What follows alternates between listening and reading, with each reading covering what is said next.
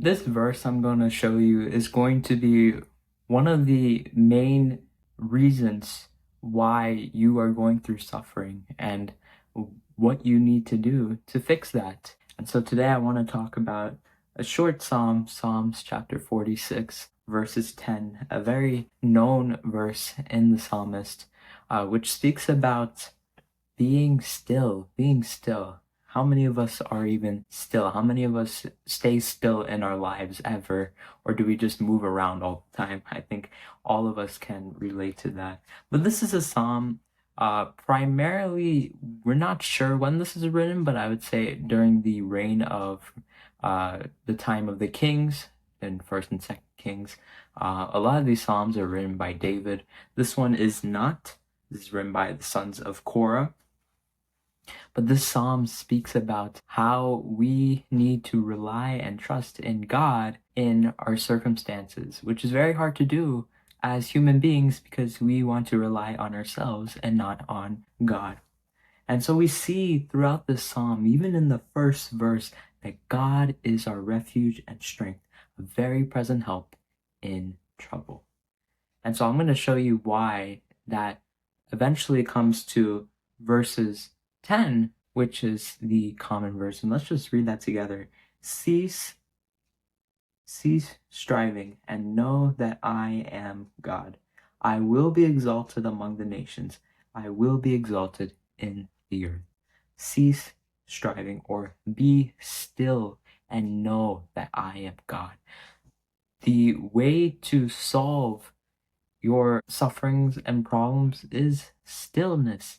And like I mentioned in the video, last video, which was talking about how the power of prayer is transformative and how it sounds counterintuitive to thank God in our prayers when we're going through sufferings, it is the same thing in this verse as well. It's very foreign to us, especially Christians, when we go through sufferings to be still.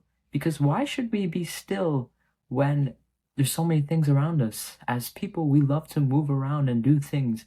And I can exactly relate to something like that.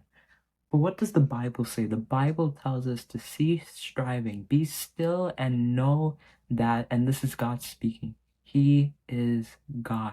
That's all you need to do. It's so easy, yet we can't do that. Let me paint you a little analogy. If you are driving like 70 miles per hour on the highway, you're focused on the road. You're not going to be focused on the beauty around you.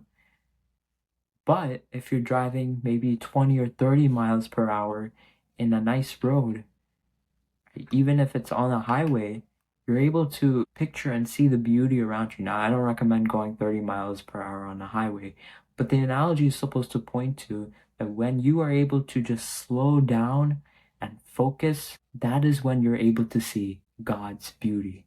But the problem with us today is that we are too fast and we try to get things done quickly when we should be slowing down, staying still, knowing that He is God. And the next line, and I think is so important, God will be exalted among the nations. God will be exalted in the earth. Even through all your circumstances, the message is still the same, that God is going to be exalted in this earth, and that He will be exalted among the nations.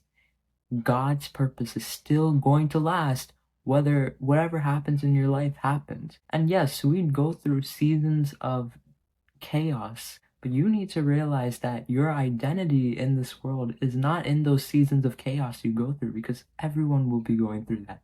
Your identity is in the nature of God, who doesn't change, because in the end, He's going to be exalted among the nations. He's going to be exalted in the earth.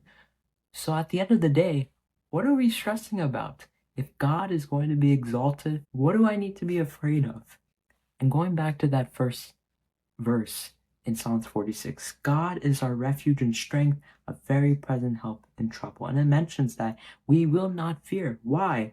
Even if the earth change, even though the mountains shake, even though the waters roar and foam, why are we not afraid? because God is our refuge and strength. And so what I want to leave you off with is, if you don't rely on God as your refuge and strength, you are not going to make it through any trial or challenge in your life. You need God's help to get through it. And so I hope this video helped you into realizing why stillness is the best answer to your problem.